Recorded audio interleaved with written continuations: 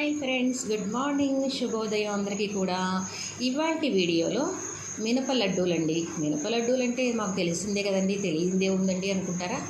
మినప సున్నుండలు అంటే అందరికీ తెలుసండి. మినువుల లడ్డు అంటే చాలామందికి తెలియదు.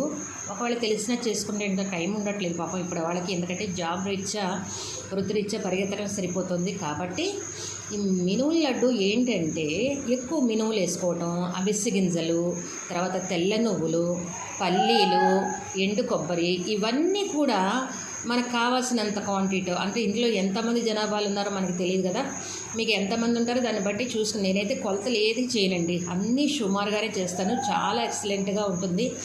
ఎందుకంటే ఎక్కువ తక్కువ అవటం లేదు, చాలా కమ్మగా ఉంటుంది. వంటలు కూడా నేను అలాగే చేస్తాను. ఎందుకంటే కారం ఉప్పు కొలతలు వేయటం, చేయటం, ఊరగాయ పచ్చళ్ళు అయినా సరే ఏదైనా సుమారుగా వేసేసి కమ్మగా చేసేయటం తప్ప నాకు ఈ రోజుకి కొలతలు తెలియవండి.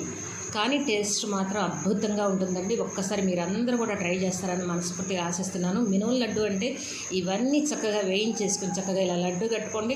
తినలేని వాళ్ళు ఉంటే కొంచెం మెత్తగా, ఇంకా బాగా మెత్తగా పట్టుకోవచ్చు. తినగలిగే వాళ్ళు ఉంటే ఇట్లా కొంచెం మినువులు తగులుతూ ఉండాలి. బెల్లం, మినువులు, పల్లీలు అన్నీ కొంచెం తగులుతుంటే టేస్ట్ బాగుంటుందండి నవ్వులుతున్నప్పుడు.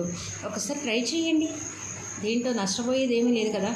కొంచెం లడ్డు చుట్టేప్పుడు మాత్రం కంపల్సరీగా ఒక 4-5 స్పూన్లు నెయ్యి వేసుకోండి, కమ్మదనం ఉంటుంది.